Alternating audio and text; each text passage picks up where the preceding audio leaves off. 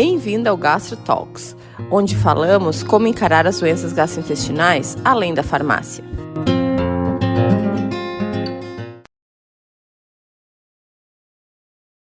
Olá, pessoal. Meu nome é Candice Krumel. Olá, meu nome é Stella Marini. E hoje a gente vai falar sobre o Microbiota Club. O que a gente achou interessante nesse congresso? Esse congresso aconteceu em São Paulo, final de semana passado. Para quem está ouvindo, a gente não sabe que data está ouvindo, mas foi dia 5 e 6 de agosto de 2023. E eu acho talvez o maior congresso de microbiota da América Latina, né, Estela? Ele foi em São Paulo, mas a gente acabou fazendo a versão online, porque nós duas aqui somos do Rio Grande do Sul, né? Mas eu acho que a gente não perdeu nada, assim, na versão online. E assim, é um congresso totalmente diferente, porque realmente ele foca no negócio de microbiota, que na prática clínica a gente ainda não usa muito, assim, a gente está engatinhando nesse negócio de microbiota, mas eu acho muito legal que forma, tipo assim, ideias que a gente pode ter, que às vezes não envolva nem tanto fazer o teste de microbiota, mas talvez tentar modular a microbiota do paciente, mesmo sem saber ali qual é a microbiota dele bem certinho. Então, a gente separou alguns itens que a gente achou interessantes, assim, no Congresso de Microbiota, para conversar com você sobre eles, tá? Quem vai começar é a Estela.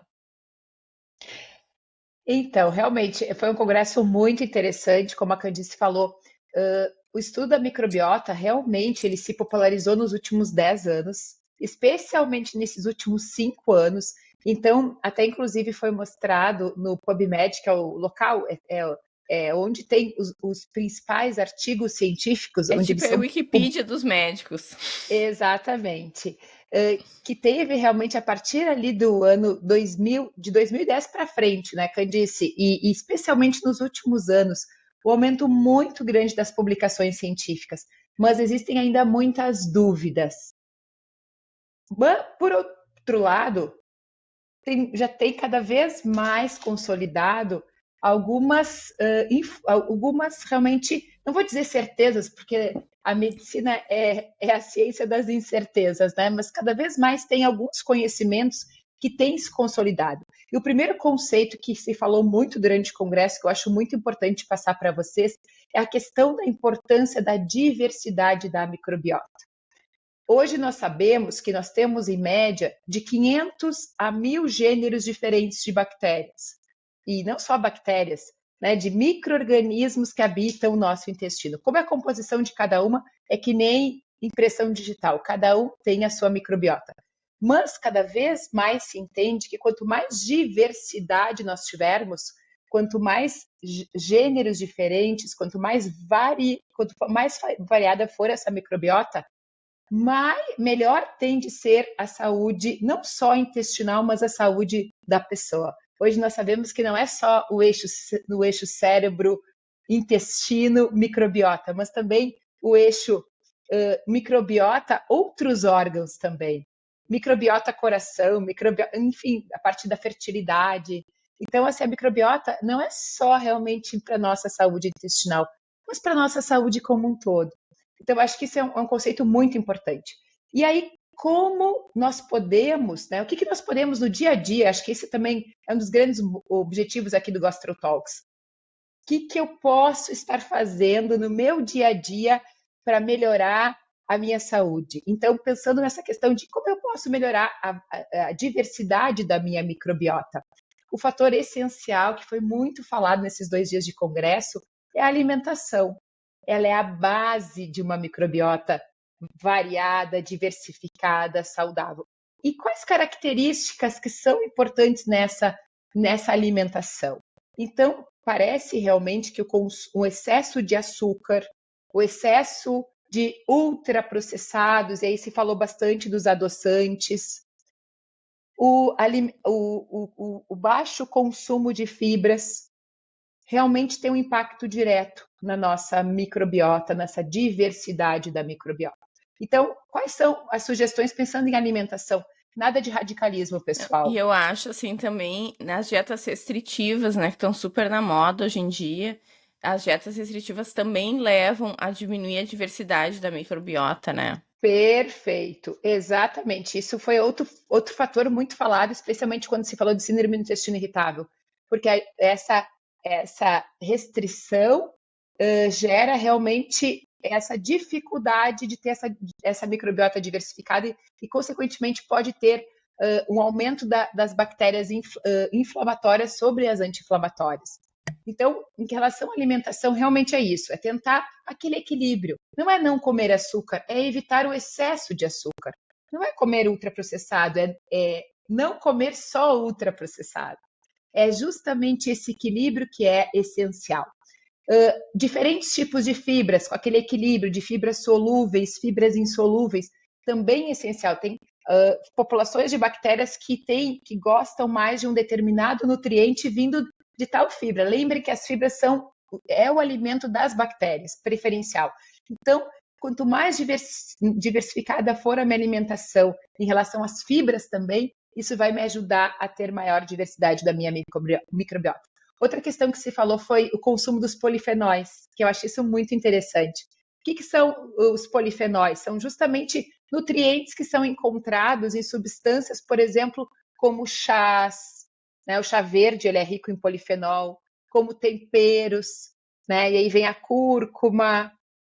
Não sei se tens mais algumas outras sugestões aqui de alimento, Candice, para falar quando a gente fala dos polifenóis. O cacau, exatamente. Cacau tem polifenol. E, na verdade, as frutas vermelhas, assim, também, a mirtilo, essas coisas têm polifenóis também.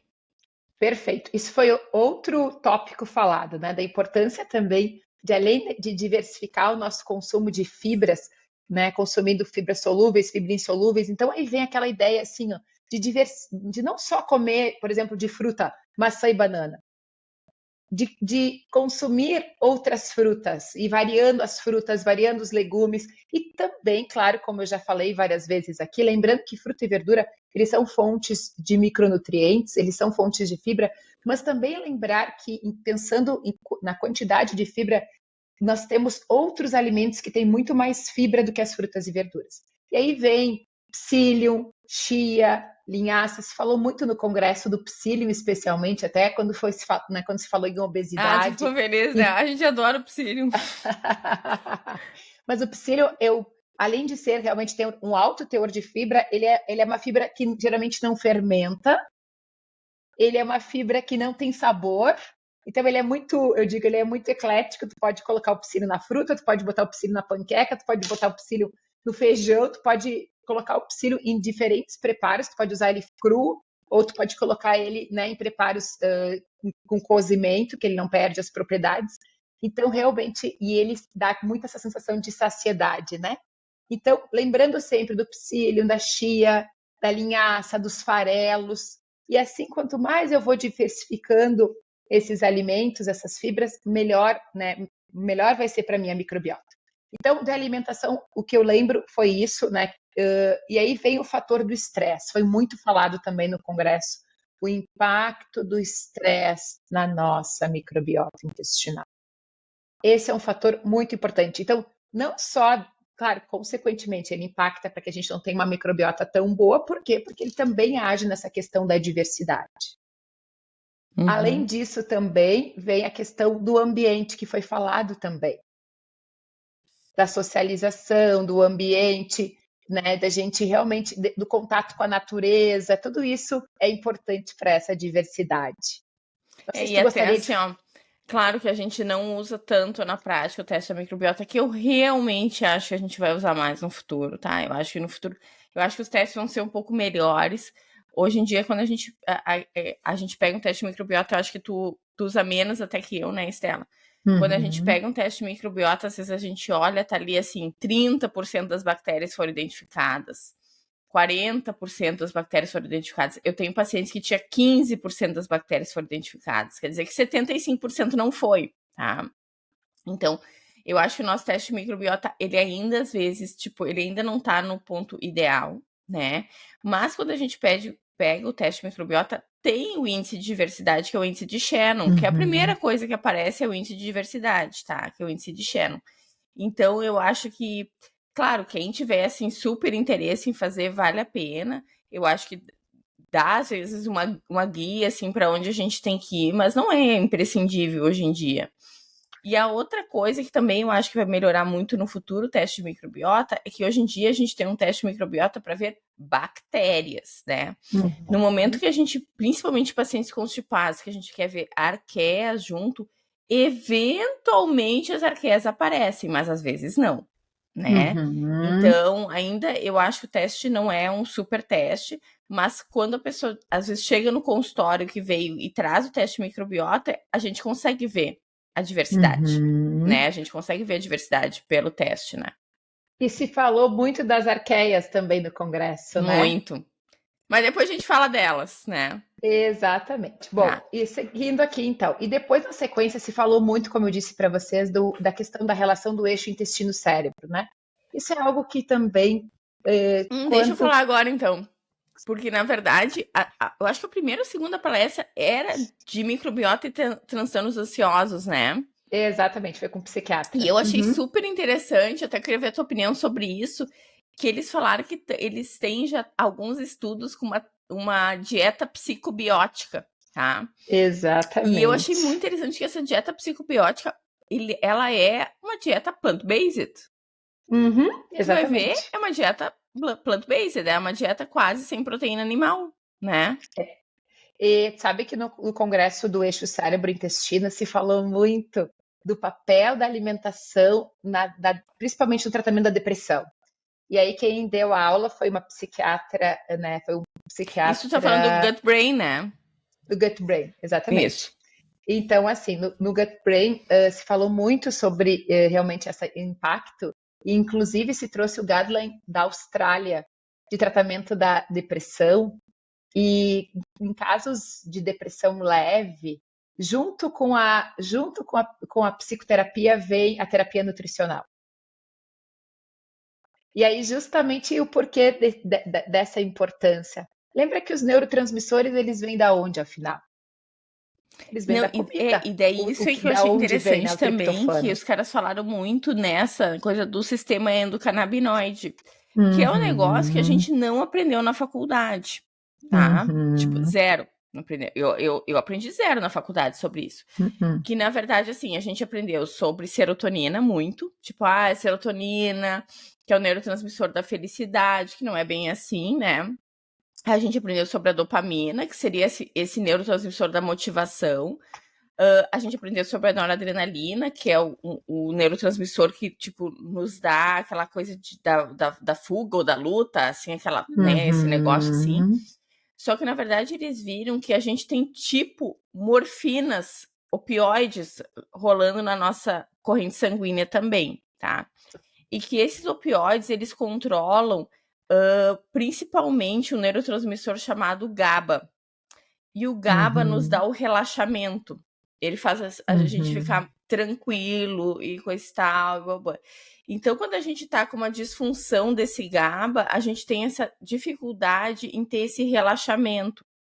E esse sistema endocannabinoide, os principais endocannabinoides são produzidos no intestino, né? Então, mais uma vez. Uma das formas que a microbiota consegue modular essa parte desse transtorno mais de humor, tanto para ansiedade quanto para depressão, é através desse sistema endocannabinoide, é através do GABA. E hoje em dia, se a gente for ver os novos antidepressivos, eles não focam tanto na serotonina, como a fluoxetina, ou na dopamina, como a amitriptilina. Eles estão focando no sistema GABA e no sistema glutamato, que é outra coisa que a gente aprendeu na faculdade, mas aprendeu muito pouco, né? Que esses neurotransmissores, parece que o desequilíbrio deles também leva principalmente a esses quadros refratários de depressão e de ansiedade. Então, hoje em dia se fala muito dessa terapia psicobiótica, que é com chá de cogumelo, esse tipo de coisa que é um negócio que está começando, porque, na verdade, essas coisas mexem no sistema GABA glutamatérgico, né? Exatamente. Tem muitos novos trabalhos dentro da psiquiatria, né? E mostrando essa relação cada vez mais direta do eixo cérebro-intestino-microbiota, mas também justamente nessa parte neuroquímica, de que forma Porque o que existe essa relação, a gente sabe que existe uma relação direta, mas como exatamente? Quais são os mecanismos?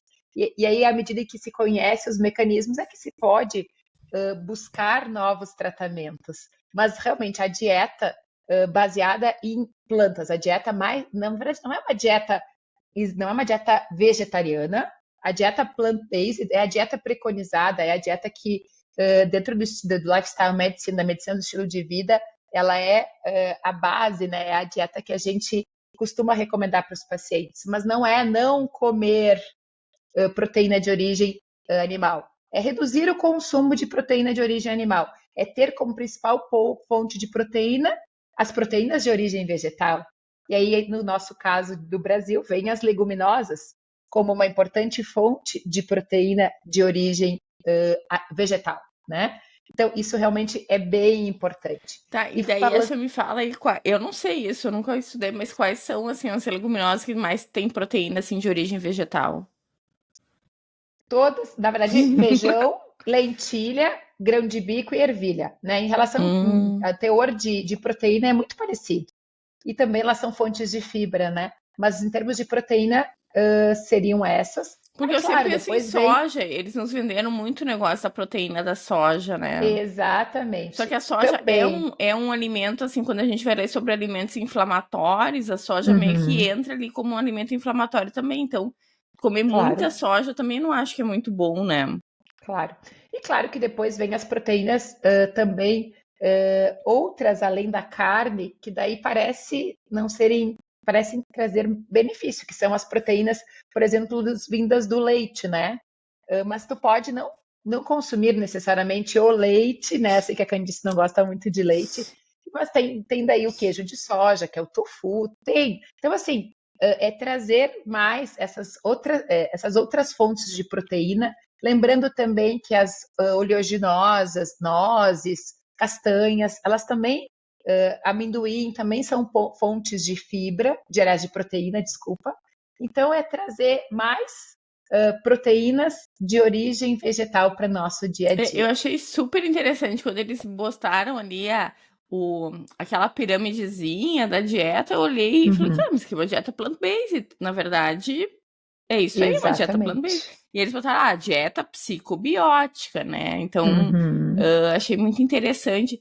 E eu vou te falar assim, ó, eu acho, Guia, e não, eu tenho certeza, assim, não tem como tratar depressão sem mudar a nutrição do paciente. Não tem, não Com tem, entendeu? certeza. Porque, na verdade, assim, pra gente produzir serotonina, pra gente produzir dopamina, pra gente produzir essas coisas, a gente precisa ter substratos. A gente precisa Exatamente. consumir triptofano, a gente precisa Uhum. consumir as coisas que vão levar a isso.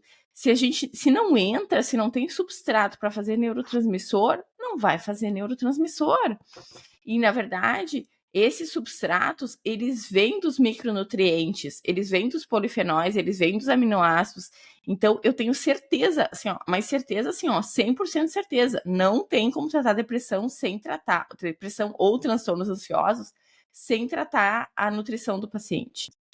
Perfeito, exatamente. E aí, as fontes de triptofano é justamente essa dieta colorida, diversificada, né? Como tu falaste antes, que a base é exatamente isso. São as frutas, os legumes, né? Daí vem, no caso do Brasil, as oleaginosas, as leguminosas. Então, daí vem as castanhas, enfim.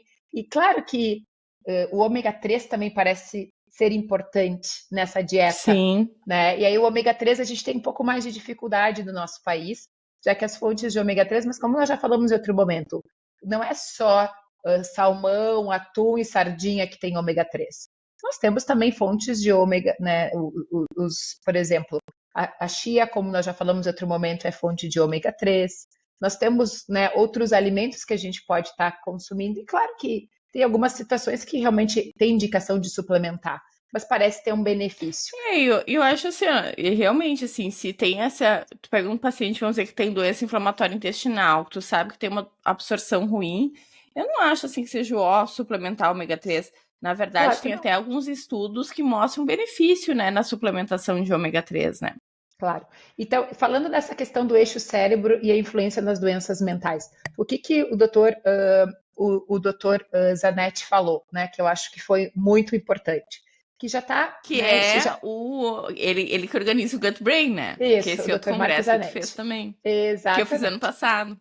exatamente. Então, assim, que já está bem consolidado que nas doenças mentais, né, as pessoas com histórico de depressão, de ansiedade importante, nos transtornos psiquiátricos, existe justamente uma redução na abundância de bactérias benéficas, que são aquelas produtoras de ácido graxo de cadeia curta.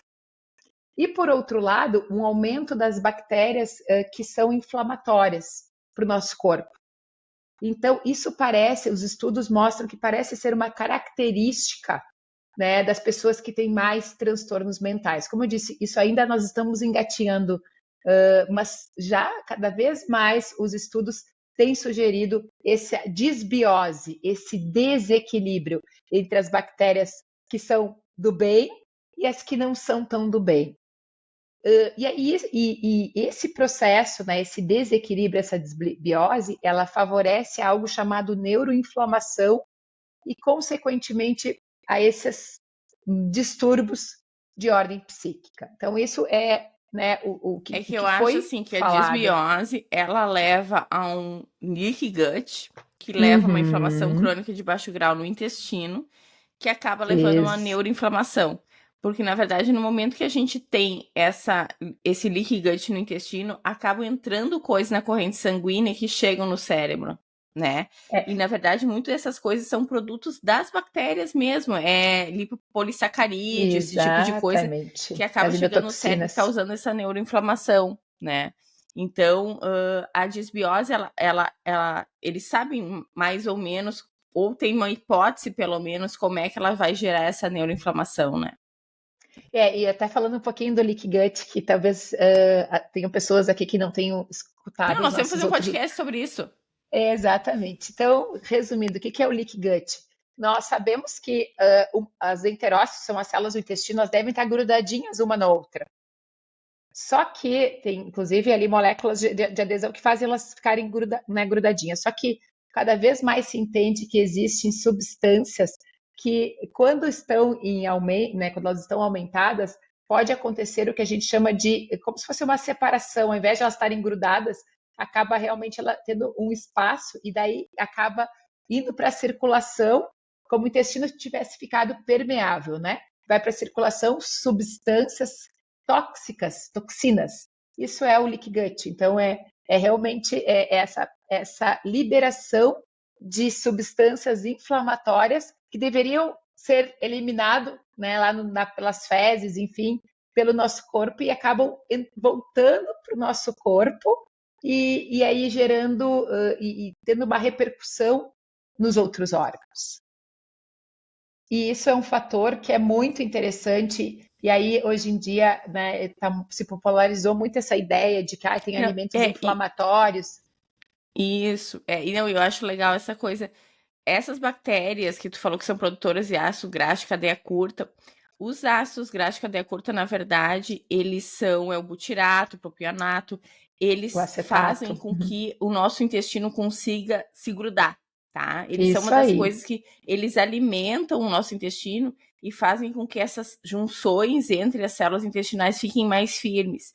Então, no momento que a gente tem menos bactérias produtoras de ácido graxo de cadeia curta, que é o bifidobacterium, o Fecalibacterium prausnitzia, a Akkermansia, a Rosebúria, quando a gente tem Uhum. poucas dessas bactérias, a gente predispõe o intestino a não ficar bem alimentado, por assim dizer, forte, e daí a gente predispõe a ter leaky gut. Então, assim, as bactérias ruins entre as proteobactérias, alguns bacterióides, não todos. Então, assim, só que assim, tu vê que eles falam sobre isso, mas ao mesmo tempo eles falam que muitos estudos não mostram benefício em dar probiótico, Uhum. né? Que o Mas aí que vem benefício, assim, tipo assim, Pode falar. tipo assim, não, tu tem que dar bifidobacterium pro paciente. Ninguém falou nisso o congresso inteiro, Uhum. né?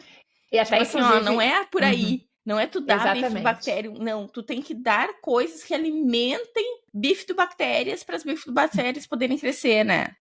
Exatamente. Justamente o Marcos, no final da aula dele, ele falou justamente isso. que não tem embasamento científico, que o probiótico realmente não tem uma evidência científica robusta, tipo um estudo realmente confiável que diga vamos dar probiótico para os pacientes com depressão, com ansiedade generalizada e que isso vai realmente fazer diferença na vida deles. O que se falou foi talvez dos pós-bióticos e dos pré-bióticos. E o que ele falou na aula dele que eu achei interessante é assim, aquela pessoa que daqui a pouco tem uma dieta muito restritiva e ele não come, sob hipótese alguma, nem fruta, nem verdura, né? Por exemplo, paciente com histórico de depressão, de transtorno de ansiedade generalizada, e a alimentação dele é muito pobre, aquela alimentação quase branca. Então, talvez para esse vale a pena suplementar pré-biótico. Daí vem as fibras pré-bióticas, né, Candice? Então, ele falou basicamente isso. Uma questão aí que veio do butirato, que tu falaste, que eu acho interessante, o butirato, só me corrija se eu estou errada, mas pelo que né, ele é um pós-biótico, né? Ele, na verdade, O butirato é um a Candice pós-biótico, falou, ele tem no mercado, né? O Corbiome. exatamente. Mas o que é, na verdade, o que o pós-biótico, como a Candice falou, ele é produto, ele vem das nossas bactérias, né? Das nossas bactérias do bem, mas tem alguns alimentos que estimulam mais a produção de butirato, né? E quais são eles, então? Aveia, aí vem de novo as leguminosas, o feijão, o grão de bico, a lentilha. Além disso, também a maçã, a pera, também outros alimentos, outras fibras que estimulam, né, que são boas para as bactérias do bem, que alimentam as bactérias do bem, que consequentemente vão produzir mais butirato. O kiwi, né, que é muito bom realmente para a nossa microbiota. O abacate, o psyllium, de novo. Tem um pré-biótico que pode, mas esse aqui, acho que, na verdade, esse aqui precisa realmente comprar, que é a goma cássia. Acho que essa aqui não tem nos É a goma alimentos, cássia, né? mas dá pra comprar. E Isso, ela é também uma fibra que não não não distende. incha tanto a barriga, não dá tanta Exatamente. distensão abdominal. E outro alimento muito legal da gente colocar no nosso dia a dia, eu não costumo comprar, mas vira e mexe eu vejo na feira, é aquela batata Yacon, que ela é uma fibra Eu não vejo insolúvel. nada, nunca. A batata Yacon. Uma vez eu queria fazer uma receita com batata Yacon, eu não achei ela aqui. É uma batata Geralmente diferente, ela é menorzinha, né? isso, eu encontro na feira orgânica. E ela é mais adocicada, é Ela estilo tem mais mais assim. fibra. Isso aí. Então, esses É. alimentos, eles são realmente alimentos que, como eu disse, não é comer todos os dias, mas assim, tentar colocar com frequência na nossa alimentação. Não, Então, é daí, assim, bem ó, daí a gente importante. fica naquela sinuca de bico, né? Porque os alimentos pré-bióticos são alimentos ricos em fibra, tá? Que são os Uhum. alimentos que têm high FODMAP, né? Uhum. Daí a gente pega o paciente que tem síndrome do intestino irritável e a gente tem que tirar esses alimentos da alimentação dele. Pra tu ver como o negócio, assim, às vezes não encaixa, né? Porque talvez esses pacientes que tenham o síndrome do intestino irritável, tu tem que, tipo, matar as bactérias deles antes, para daí partir de um novo reset e ir formando novas bactérias, porque a gente já sabe que tu tá fazendo uma dieta low FODMAP, tu vai diminuir a diversidade, né? Então, isso eu acho é uma outra questão que eu penso que é um grande desafio. Né, a gente já falou sobre isso, né? Nós temos aí mais de 12 anos de estudo, isso de formação, né? 6 de faculdade de medicina, 2 de residência de medicina interna, 2 de gastro, 2 de mestrado, aí passaram 12 anos, né, Candice? E fora todos esses anos aí, 13, 14 anos de prática clínica. E para nós é um grande desafio. Por quê? Síndrome do intestino irritável, síndrome do supercrescimento bacteriano do intestino delgado, intolerância à histamina, as intolerâncias alimentares, os sintomas são muito parecidos. E aí que eu digo, mesmo para nós que já a gente não se formou nenhum nem há 2 anos, né, e já tem uma caminhada longa dentro da gastroenterologia, há mais de 20 anos nós estudamos o tubo digestivo, é um grande desafio. Então, por isso que eu digo sempre, procurem um profissional que vocês confiem, porque realmente tentar se fazer diagnóstico baseado nas informações do Google, eu imagino quão difícil deve ser para uma pessoa que não é da área, que não tem, né, justamente esse conhecimento do todo. Então, Isso é muito importante. Não, eu recebi uma mensagem de uma amiga minha essa semana dizendo: eu preciso marcar uma consulta contigo, que eu tô com sintomas, eu coloquei no Google e só apareceu câncer de cólon. Eu falei, não imagina. deve ser. Tá tudo Claro. tranquilo, vamos fazer a consulta. Mas realmente não dá pra colocar no Google. Assim, dá pra gente estudar, eu acho que sim, mas não adianta, é muita coisa, né? Eu achei legal, tu falou da síndrome de supercrescimento bacteriano de intestino delgado, que teve aula com o Cristiano Rude, né? Que eu e Estela, a gente, ó, né? Ele é muito bom, né? Ele fala muito bem, né? Muito. Mas Ele eu é vou te muito falar que eu fiquei didático. uma hora, fiquei meio tristinha comigo, tá? Porque ele falou assim: eu faço teste de hidrogênio inspirado há 7 anos. E eu pensei, cara, eu faço há 10 anos. Eu, Olha sou só, uma que pioneira. legal. Ai, mas que legal, né? Né? Isso é muito legal. E o que eu achei muito interessante na aula dele de supercrescimento bacteriano de intestino delgado, assim, é a questão também da dieta, que é que ele deixou bem claro que ainda não existe uma dieta super recomendada, que talvez na prática clínica a dieta low FODMAP seja mais recomendada mesmo, mas que o Marco Pimentel, que é o cara que mais estuda supercrescimento bacteriano de intestino delgado, ele recomenda fazer eventualmente uma dieta elementar, que eu nunca fiz em paciente nenhum, né? Que é uma dieta que a gente vê o pessoal fazendo para crianças com doença inflamatória intestinal, né? Que é uma dieta, difícil. na verdade, que tu dá já tudo quebrado pro paciente. Então, tu dá os aminoácidos quebrados, tu dá os carboidratos quebrados, tu dá gordura, tudo já quebradinho, para a pessoa não precisar digerir absolutamente nada. E ele recomenda fazer 15 dias dessa dieta alimentar. Parece que o gosto dela é horroroso, né, Estela? Quando eles falam nos congressos do inflamatório intestinal, eles falam que é muito difícil, que o gosto da dieta é horrorosa, né? Exatamente. Só um pouquinho. A Uhum. vida real, os filhos acordam e Sim. precisam do computador. Agora. O meu filho já acordou, já. Uma questão que é bem importante, né? Como nós estamos falando aí sobre saúde intestinal, sobre saúde, da relação do saúde mental com saúde intestinal. Então, além da questão ali que a gente já falou da alimentação, a questão do gerenciamento do estresse, uma coisa também que foi falada e que eu acho muito importante, a gente já falou em outro podcast, é que com esse estresse crônico que a sociedade do século XXI vive, o que acontece? Nós temos cronicamente o simpático superestimulado. Por outro lado, nós temos, né, uma redução do tônus parasimpático. E aí, junto com o aumento do tônus simpático, vem a questão do sistema canabinoide que tu falaste, né, Candice? Então, outra questão muito importante é nós justamente não tem como nós tratarmos desbiose, alteração intestinal, sem olhar para a parte do gerenciamento do estresse. E aí vem muito as técnicas de respiração, de meditação, não só, claro que como também somado à psicoterapia, o contato com a natureza, justamente essas questões Tu viu para acalmar a a aula lá mente. do biohacking lá? Tá. Exatamente. Eu achei interessante assim. Então, assim, tem essa aula que eles fizeram que é um negócio novo chamado biohacking, que é, na verdade, voltar para as origens. Pelo que eu entendi, é isso. Biohacking é tu tentar voltar às origens. Daí ela começa a aula dizendo que seria bom fazer teste genético, teste de microbiota. Mas, assim, ai, meu Deus, a Rita que deu a aula, ela é uma nutricionista que já tá nesse meio de microbiota e coisa e tal há mais tempo. Bom, mas o que eu achei interessante foi exatamente isso que a Estela estava falando, que é a ativação do parasimpático, a ativação do nervo vago. E dela deu as técnicas de ativação do nervo vago, que a gente já falou que meditação e respiração, mas que eu achei legal também foi o banho frio, tá? Como técnica de ativação do nervo vago. E até eu tô lendo um livro, guria, não sei se já leu aquele livro lá chamado Nação Dopamina. Não. E ela fala do banho frio na ação dopamina, porque na verdade parece que fazer banho frio libera dopamina, tá? Olha É bem só. interessante esse livro, é bem legal. Eu tô na metade dele, eu tô lendo ele devagarinho. Então ela fala assim, do banho frio, cantar, Olha.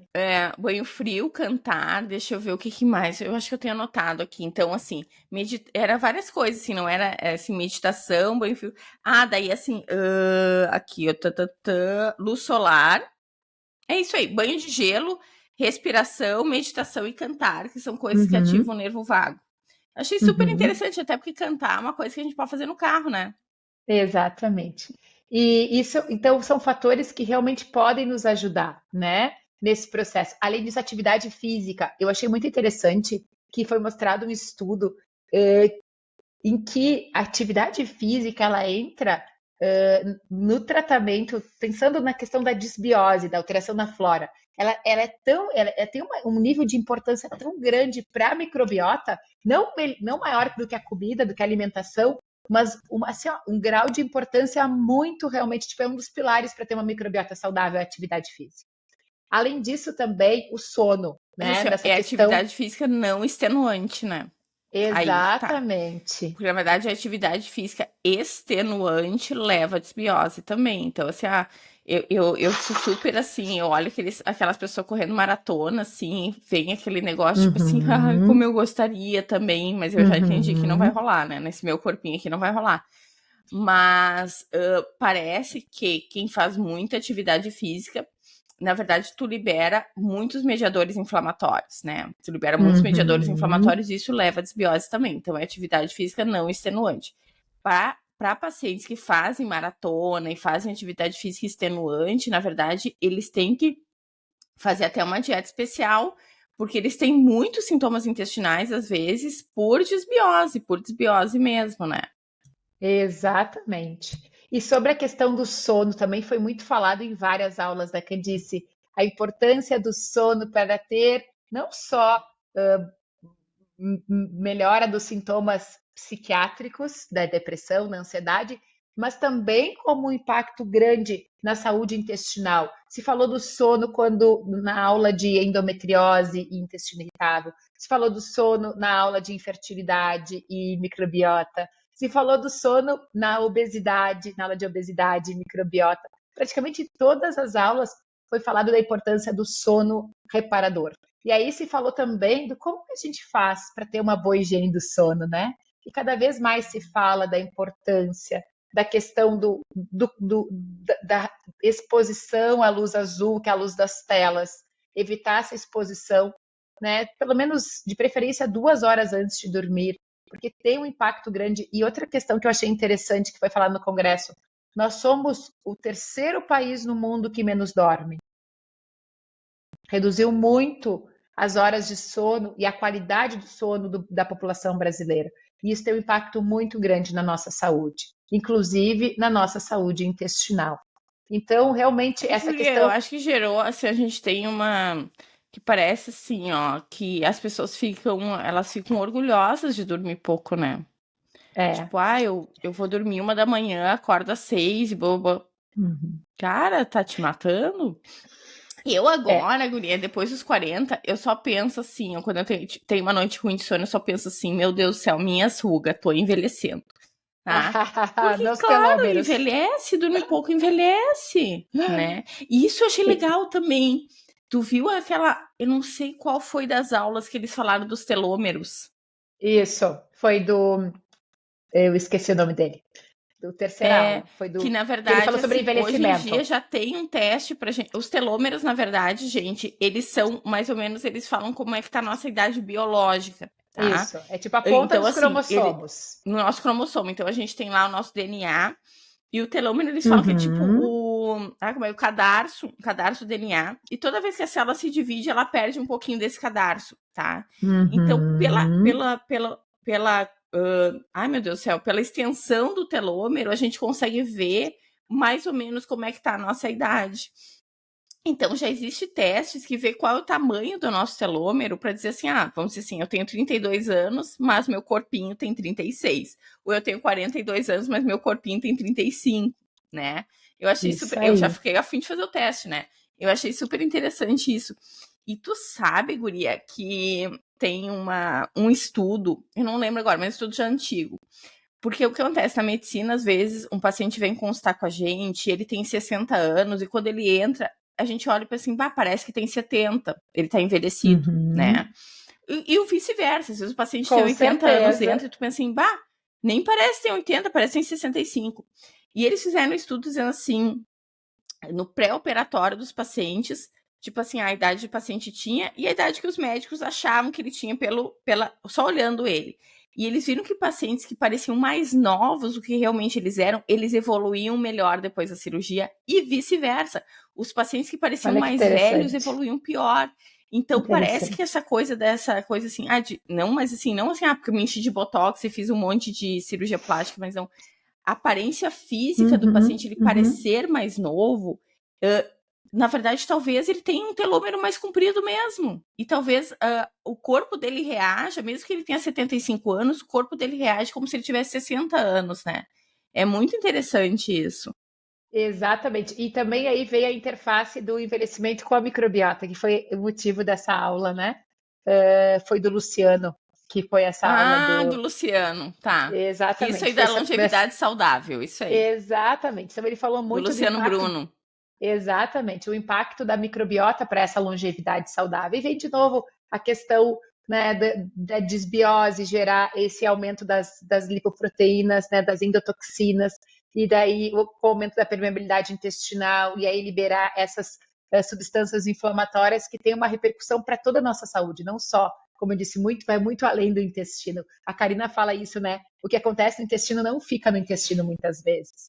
Então, só que lembrando sempre dessa questão do equilíbrio de novo, a questão da permeabilidade intestinal, não é assim, eu para não ter, para meu intestino não ficar inflamado, eu não vou comer, vou cortar da minha alimentação o açúcar, o glúten, não é isso, pessoal. Justamente isso pode acontecer quando a pessoa já tem um problema, né? Tipo, realmente tenho uma doença inflamatória, tenho uma dieta pobre ao longo da vida, e aí acabou fazendo, né, realmente aumento da permeabilidade intestinal. Aí sim vão ter alimentos que vão inflamar mais do que outros. Mas Mas pensando aí que eu acho que daí entra até o que a gente falou antes, o estresse. O próprio estresse, ele é exatamente, um gatilho para ter leaky gut, né? Então até o próprio exatamente. estresse pode desencadear isso, né? E sempre importante, e as pessoas que têm boa saúde, que estão bem, né?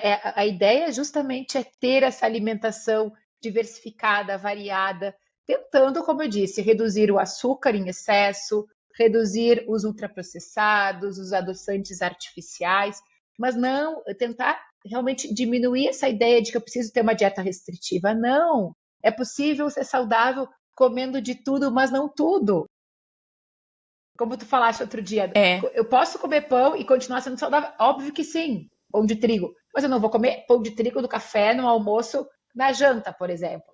O equilíbrio, né? Eu acho que no congresso também eu isso acho que ficou às claro. vezes, e eventualmente a gente tem que fazer isso, é fazer dieta restritiva durante um período. Para quê? Para matar a bactéria. Uhum, Tá? Matar de fome as uhum, bactérias. Na verdade, é isso que a gente faz. A gente uhum. pega as bactérias e mata elas de fome. Tipo assim, não dá alimentação para elas. E daí Para quem tem depois a gente tem que. determinado, Hã? para quem tem determinado sintoma, mas não para a Claro, população em geral. exatamente. Daí depois, tanto que eles falaram na aula de SIBO, que o Marco Pimentel, ele recomenda uma vez por ano fazer dieta restritiva para pacientes que tiveram SIBO, para Uhum, fazer meio que uma prevenção, mas uma vez por ano, 15 dias de dieta restritiva, entendeu? Não é uma uhum. coisa Não assim é a a vida cada 2 inteira. meses, é uma vez por Isso aí. ano fazer 15 dias de dieta restritiva, né? Falando em síndrome do superaquecimento bacteriano no intestino delgado, uma outra questão que eu acho importante, hoje em dia parece que a gente tem que dar probiótico para todo mundo, e é justamente, não foi essa a mensagem do Congresso. Em SIBO, por exemplo, foi falado, inclusive, né, pelo que eu Uhum. entendi, os estudos mais recentes realmente sugerem que tu não deve estar dando probiótico para os pacientes, para os pacientes que têm supercrescimento bacteriano no intestino delgado.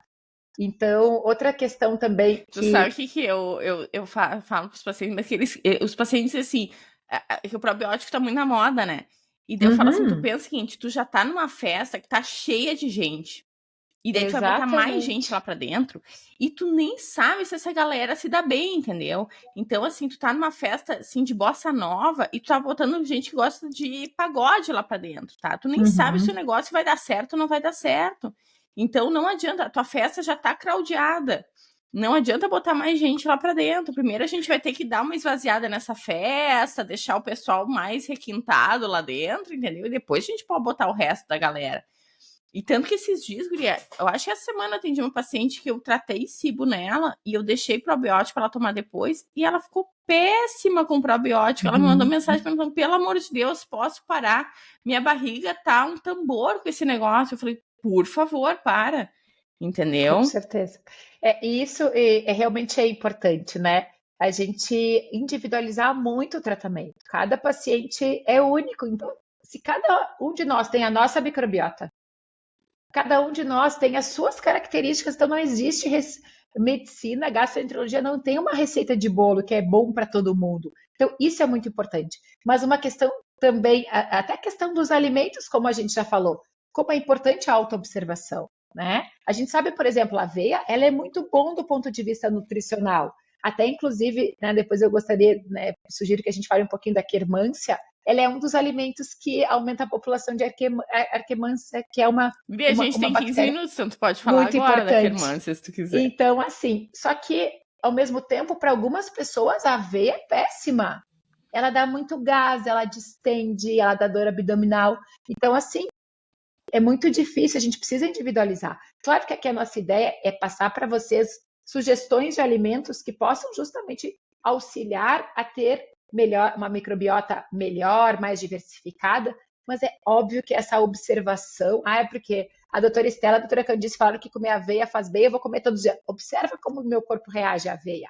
E eu vou te falar o seguinte, tirando água, eu não vejo alguma coisa que, tipo, tem um super benefício tu comer todos os dias aquela coisa, entendeu? Então, claro. assim, eu acho que a única coisa que tem benefício tu botar todos os dias, todos os dias é água. O resto, o bom é tu ficar diversificando, porque se a gente pensar em micronutrientes, isso tem que colocar sempre uma coisa diferente lá para dentro. Então, assim, vamos dizer, eu adoro brócolis, tá? Mas eu, tipo assim, não vale a pena comer brócolis todos os dias. Talvez dia sim, dia não, talvez, tipo, sabe? Então, assim, tudo que a gente come todos os dias pode nos fazer mal pra gente. Tirando água. Água tem que botar todos os dias. Com certeza. E eu digo que a gente precisa ter, eu sou uma que eu preciso ter a garrafinha, né? Preciso ter métrica, porque senão eu não tomo aqueles 2 litros por dia, né? Então isso realmente é importante, a gente tentar ter uma forma de lembrar. Eu acho que eu tenho fase oral mal resolvida, porque eu passo o dia inteiro bebendo. Então, assim, ou é café, ou é água, ou é chimarrão, ou é chá.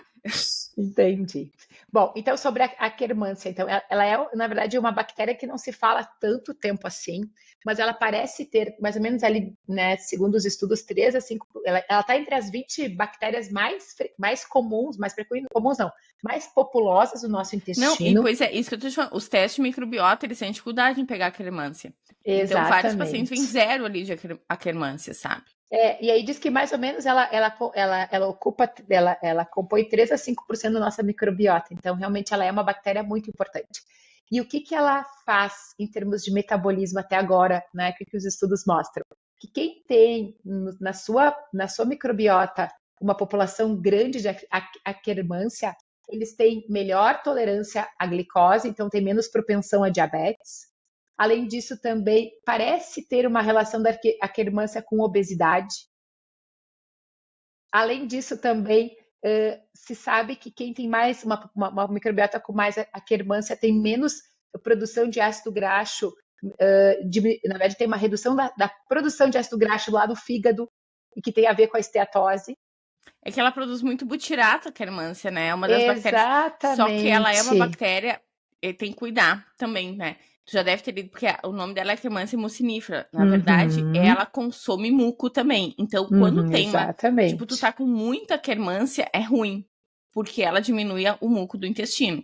Então, tu tem que ter ali o bem certinho, né? Assim, de Akkermansia. Por isso que, talvez, lá nos Estados Unidos já existe o probiótico de Akkermansia, né? Eu não sei se esse probiótico vai ser tão bom assim, porque quando a gente aumenta a população de Akkermansia, ela é inflamatória. Ela consome muco intestinal. Né? Exatamente. E aí eu penso muito, e foi falado sobre isso no Congresso, quais são os alimentos preferenciais da Akkermansia? E eu acho que isso realmente é interessante, porque o nosso intestino, ele conhece mesmo a comida, né? essa questão de coisa sintética, do probiótico, enfim, é algo sintético, não é natural do alimento. Então, assim, quais são os alimentos que podem favorecer a população, o aumento da arqueirmância para, né, as pessoas, caso elas tenham uma menor população dessas bactérias? É justamente a aveia. Aí vem o grupo, então, que é as beta-glucanas, aí vem as ligninas, que daí a principal representante aqui na nossa alimentação é a linhaça, aí as catequinas, que daí é o chá verde, que também estimula a população dessas bactérias do bem, que é a quermância, ácido elágico, que daí é da casca da romã, que é uma coisa que, pelo menos aqui, eu não como romã com muita Eu também não, frequência. Guri, nem tenho, acho que é uma fruta mais que não tem aqui. Mas, não, mas tem. Esses dias eu até ganhei de uma amiga minha que ela tem lá no pomar dela, romã. Mas não é tão frequente. Mas dá para fazer chá, né, da casca de romã. E outro nutriente que alimenta muito a quermância é a esperidina. Essa sim a gente tem, que é na laranja e na bergamota. Então, esses alimentos, aveia, É linhaça, bastante coisa no final, né? exatamente. À medida que eu coloco, né, lá no meu bolo, eu vou colocar aveia. Daí eu coloco linhaça, né, nas preparações, na minha vitamina, laranja. E é muito legal, eu sempre digo isso para os pacientes, como as pessoas, principalmente que não consomem tanta carne vermelha, lembrando o ferro, que é um dos nutrientes importantes, e aí uma das principais fontes da nossa dieta do ferro é a carne vermelha, ele também está presente no feijão. Só que a diferença é que o ferro presente no feijão, na lentilha, no grão de bico, na ervilha, ele é o ferro não M, que precisa da vitamina C para ser absorvido. Então, colocar, né, umas rodelas de laranja, uns gomos de bergamota Que, na no verdade, prato, nossos antepassados já faziam há muito tempo, né? com certeza, ajuda muito nessa absorção de ferro e na saúde como um todo. Bom, E outra coisa que eu ia falar aqui, né, só, que até na palestra de probióticos, eles falaram que, na verdade, o probiótico que a gente consome, ele fica 5 dias no nosso intestino. Mais do que isso, não. Então, exatamente. a gente dar pré-bióticos, que são esses alimentos que a gente está falando, que são tipo adubos para as bactérias boas crescerem, é muito mais importante do que dar o probiótico, né? Que é a bactéria mesmo, porque essa bactéria o corpo vai expulsar, né? Exatamente. Na verdade, o papel do probiótico é promover uma mudança no meio. Então, essas bactérias que estão ali captam o alimento, os pré-bióticos, as fibras da nossa dieta. Elas causam daí uma modificação no meio que favorece que as nossas bactérias do bem, que se estabeleceram, né, a nossa microbiota, a gente sabe que os primeiros 1000 dias de vida tem um impacto muito grande. Aí Tá, que que tá a nós também base. temos que fazer um podcast sobre isso. Exatamente. Então, e aí depois, é bem isso. Depois daquele tempo ali, de 5 dias, a gente parou de usar o probiótico, já era. Não é que ele vai fazer parte. Eu vou tomar tal probiótico e aí essa bactéria vai fazer parte do meu intestino. Não é? Justamente os estudos mostram. E outra questão que eu acho importante: tomar probiótico sem primeiro melhorar a alimentação, o que vai acontecer? Tu vai perder tudo. Tu vai perder do cocô Vai ser tudo todas cocô. essas. Vai sair, exatamente, tu vai perder nas fezes, porque ela não vai ter alimento. Então, essas bactérias que tu está ingerindo, tu só vai botar dinheiro fora, literalmente, né? Então, o primeiro passo sempre é corrigir a alimentação, é trazer mais nutrientes, mais E assim, realmente. ó, e daí cada vez mais a gente vê que não é só corrigir a alimentação, na verdade, tu tem que corrigir todo o estilo de vida. Então, assim, corrigir a Exatamente. alimentação, Estilo botar de vida. atividade física, dormir, manejo do estresse. Daí até, isso aí é uma coisa que a gente vai ter que estudar, né, Estela? Teve uma palestra sobre síndrome de ativação mastocitária, que é tipo um negócio que dá várias inflamações nas pessoas. Então, as pessoas têm artrite, têm rinite, têm coisa no intestino. E a mulher falou assim: não adianta. A palestrante que deu, ela tem isso. Ela falou assim: não adianta, eu tive que entender que eu tinha que dormir, que eu tinha que manejar o estresse, que eu tinha que fazer atividade física, que não existia um tratamento que fosse curar isso, que não envolvesse tudo isso, entendeu? E às vezes o Exatamente. paciente quer uma pílula mágica. E não existe. Essa semana eu atendi uma paciente E eu falei pra ela tinha esteatose hepática, que ela, tipo, tinha que mudar a alimentação, fazer exercício físico. E ela falou assim, tá, mas que remédio que a senhora vai me dar? Eu falei assim, não, o remédio é esse, tá? E, Exatamente. não, e guria, é sério, ela falou assim, não, mas eu quero que tu me dê um remédio que resolva todos os meus problemas. Eu falei, dona fulana, se existisse... Emagrecer. não, se existisse isso, eu também ia estar tomando, entendeu? Um remédio que resolva todos os problemas. Não existe, não existe, né? Exatamente. Por isso que eu digo, né, Candice, a gente já conversou sobre isso, eu cada vez mais eu entendo que nós gastroenterologistas, para nós realmente conseguirmos ajudar os nossos pacientes, ou seja, curar, a gente quer realmente que as pessoas se livrem daquele sintoma, porque nós sabemos o quanto impacta na qualidade de vida deles. Mas sem essa mudança do estilo de vida, a gente não consegue ajudar eles a virarem a chave, né? E eu digo que, por outro lado, isso eu acho que foi uma grande evolução para mim enquanto profissional. Quando eu entendi, gente, 80% dos pacientes que estão chegando para mim, eles não estão doentes, e que bom! Mas é o corpo deles dizendo assim, por favor, olha para mim, eu não sou uma máquina, cuida de mim. É que nem o painel do carro acendendo a luzinha, né? Quando a gente não cuida bem do nosso carro, né? Lá a luz que acende quando tu não trocou óleo, quando tu não abasteceu, quando tu não fez a revisão. O nosso corpo também se comunica. E os dois sensores que primeiro alarmam é o sono para alguns e o tubo digestivo para outros. Então, isso é muito legal. Então, quando a gente consegue entender, né? Claro que a gente, disso tudo parte de anamnese, de investigação, como a gente já bem falou. Uma outra questão que eu acho importante, que foi muito falado no Congresso, foi sobre o impacto da microbiota na saúde da mulher. Tiveram 2 ou 3 Isso aí aulas, nós 3 vamos. aulas sobre esse Falta assunto. pouco aqui pro nosso tempo, a gente não vai conseguir falar sobre, mas falaram, na verdade, foi uma tarde inteira que falaram sobre isso, de endometriose, de Exatamente. infertilidade, né? E aí, só o ponto principal, aí vem a questão do estroboloma. O que é isso? O que é estroboloma?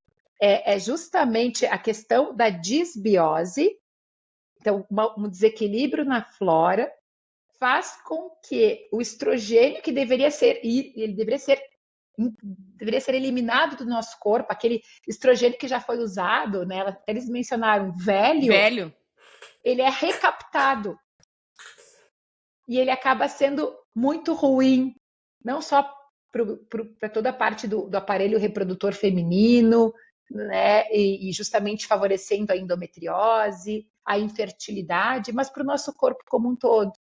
Então, parece ser esse o ponto de ligação da nossa microbiota com, com todas as questões ginecológicas. Foi falado do impacto da microbiota, né, na endometriose, o impacto da microbiota na infertilidade. Claro que além de outras questões, né? Mas realmente se falou, né? Foram 2 aulas muito importantes a respeito disso. Quantos minutos nós temos? Minha 3. host. 3 minutos. 3. Então, vamos deixar, né, as mensagens finais para o pessoal. Eu acho. Na verdade, Então, assim, eu vou começar, daí depois tu fala. Na verdade, perfeito. eu acho, assim, que esses congressos, assim, eles são congressos que abrem janelas na nossa cabeça, né? Porque são Verdade. coisas que a gente ainda não usa muito na prática.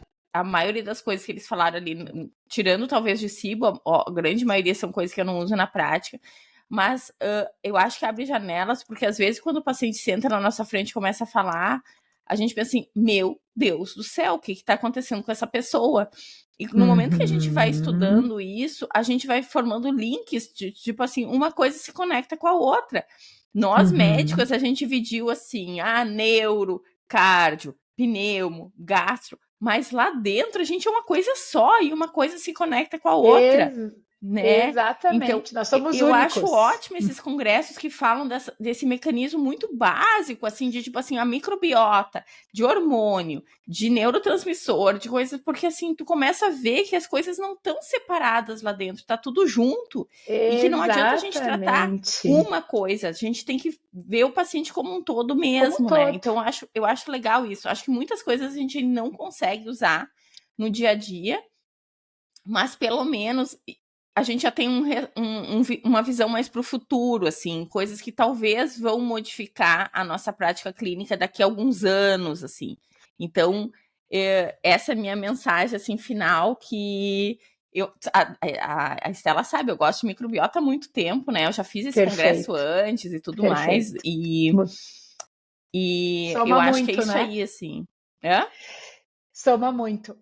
A mensagem que eu gostaria de passar para vocês é a seguinte: no melhor dos mundos, então, assim, o mundo perfeito, pensando em questão de saúde da microbiota e da nossa saúde, nós nasceríamos, né, de parto normal, seríamos amamentados no peito, teríamos aquela dieta riquíssima em fruta colorida, fruta, verdura, especiarias, polifenóis, como a gente falou, evitaria usar antibiótico ou excesso de antibiótico, melhor dizendo.